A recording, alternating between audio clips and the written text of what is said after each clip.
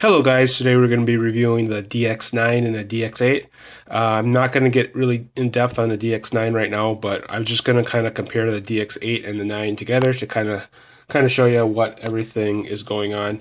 At first I was programming the Dx9, the Dx8 and the Dx9, they're not, you can't just swap the cards out and programming it that way. You have to go in and physically write everything. Transfer everything manually on that. So that was kind of a disappointment, but I kind of knew that when I was going into it. Right now, this is kind of in the system setup. This is the Dx8, Dx9 over here, and basically it's pretty cool. At first when I started using it, I didn't like it. It was kind of hard just because I'm so used to the Dx8. This scroll right here is like rubbery, so it really sticks, and it doesn't scroll as fast as the 8, but I might get used to it. I don't know if I like that or not. It just seems sometimes when the screen refreshes, it doesn't refresh as quick as the 8, but it's more condensed and it's colorful and it works out well here. But I'll bring this over to the main, let's see, we'll do the main screen right here. Okay, and let's see.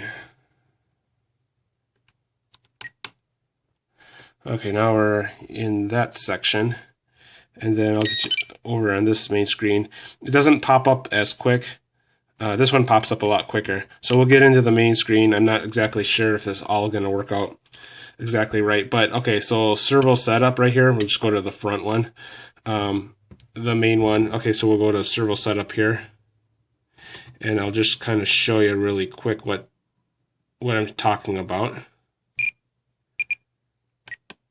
So on travel, it shows you everything right there, all of the numbers. Now on travel here, you have to go and scroll through each one to see how the travel is. Well, obviously you don't use this one very much, only basically when you're setting up, so it's not that big of a deal on there. But every single time you do that, it's going to be the same thing. You know, if it's just say rudder, reverse, you have to go through each one right there. So it takes a little bit more time. Now, if you're looking at this one, let's see here, still have to get used to this. You just click on here and you got travel, subtrim. You can just see them all. So that's kind of nice. You could just quick glance and see what you got there. Now reverse. Now this one I like because you can see it all, but the thing I don't like, it doesn't really give you a definite reverse or not reverse. So if you're flying, if you haven't looked at your radio for 5 years or a couple of years or even a couple of months, and you can't remember what the reverse is, it's a little harder to know up is reversed and down is not reversed. But I guess you just have to get used to it. I like this setup a little bit better as far as that feature on there. But yeah, and then there's quite a bit more features on here as well.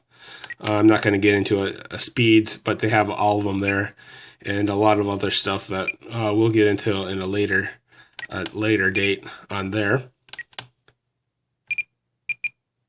Let's see. Now I have to try to get out of here. There we go. So and another thing is kind of cool too is we'll go back into this one now. So we'll do this one. This one you have to adjust. Basically, if you want your F mode on one switch, you have to go and tell this one, go to the F mode right here. Now, on this, the 9, you just have to scroll down here. Just move your cursor down.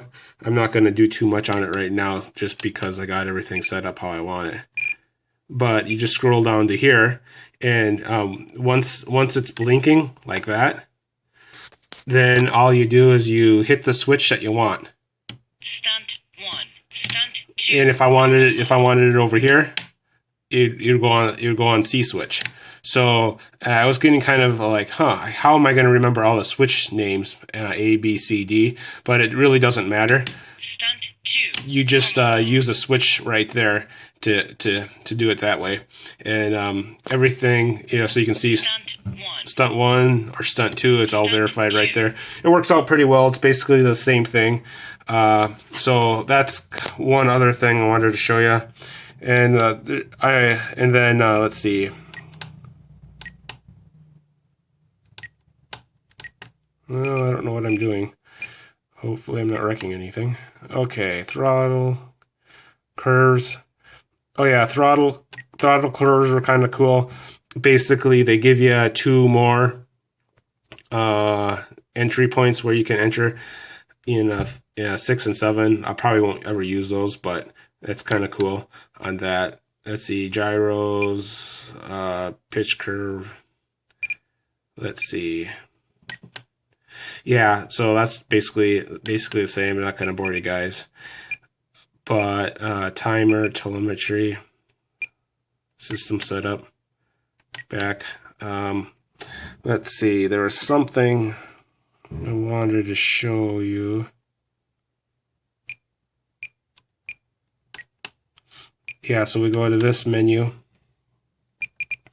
and then you can go down, and a lot of times it's too loud or something, so if you want to change it, you have to go into system setting, and system settings you can kind of tell right there. Let's see, go to the next thing.